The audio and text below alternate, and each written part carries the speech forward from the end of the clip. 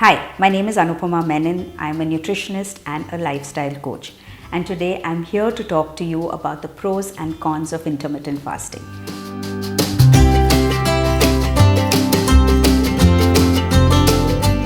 Intermittent fasting is a way of eating. It is not a diet, it's a way of eating where there is a certain fasting period between the time that you finish dinner to the time that you eat your breakfast.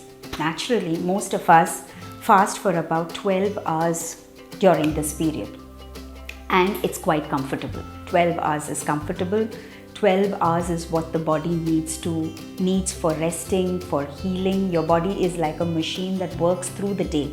So as you sleep and rest your tummy, the body detoxes itself in the right manner for the right reasons. And then once you are awake in the morning, you're ready and you're ready to face and start a new day, just like yesterday. In this day and age, we have several ways and methods of staying and eating healthy, and intermittent fasting has been touted as one of these methods. It's a common practice, it's a very popular methodology, and while there are advantages to intermittent fasting, there are cons too. So let's talk about the advantages. First of all, you're giving your tummy a rest. You're giving your tummy a rest for anywhere between 12 to any number of hours. What you need to remember is that the number of hours that you fast for has to be a sustainable one. Whenever you derive health benefits from some kind of methodology, it could be, just like in this case, it's intermittent fasting. Remember, you need to sustain it too. Whatever you derived health benefits from, you have to be able to sustain at least 70% of that for you to continue to sustain those benefits.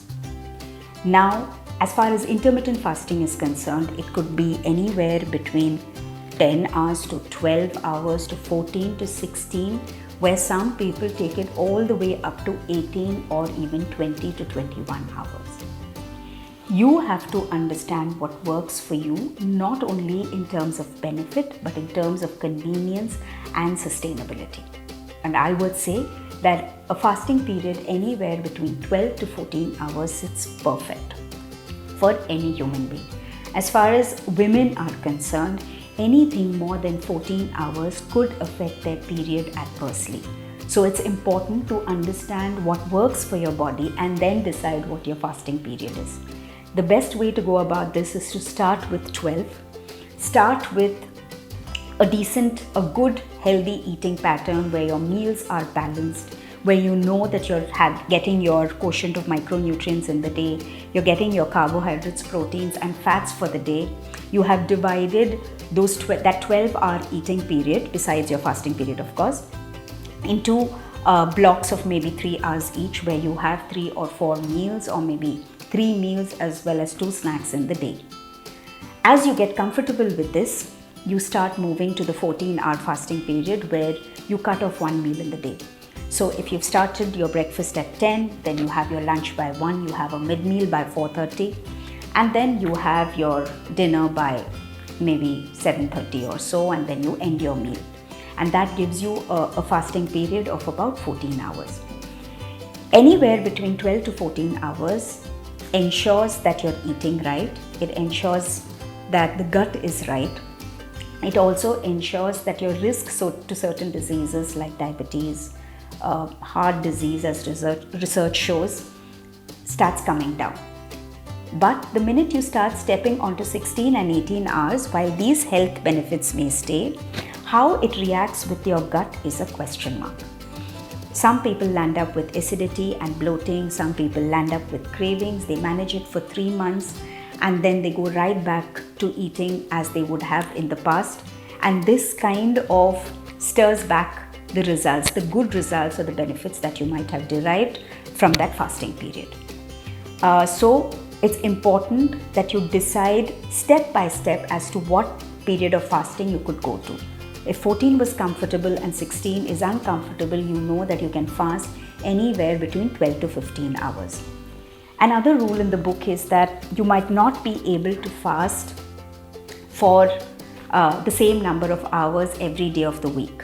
Let's keep it practical. Fridays and Saturdays, you might have social engagements, and it might be impossible for you to keep a 16-hour intermittent fast. So it's okay to say that you fast for 16 hours 5 days a week and you fast only for 12 hours 2 days of the week. It's okay for you to experiment with the number of hours. Even in terms of weight loss, a 16-hour intermittent fast seems to have a positive effect on weight loss. But again, it differs from person to person. So it's important that you experiment and try. I am a complete proponent of knowing what works specifically for your body type. Each individual is unique.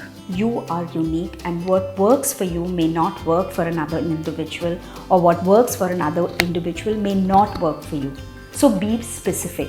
Have the patience and the tolerance to try what works for you and come to that decision over a period of time. So intermittent fasting may work for person A, may not work for person B, may work for person A for 18 hours, may work for you only in terms of 14 hours. So don't go by the book. Rules will differ. Another important factor is that you have to eat well.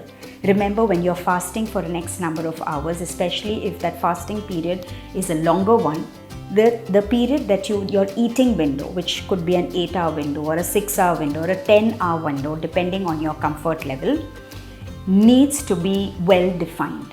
You need to eat well. You need to eat your required number of calories. You need to ensure that you're getting the required nutrition during that fasting period. Intermittent fasting does not mean starvation.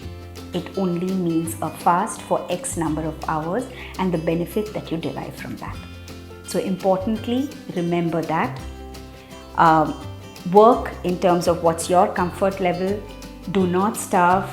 Eat well, eat balanced meals even when you're on intermittent fasting, and you will realize that you will derive health benefits specifically for you.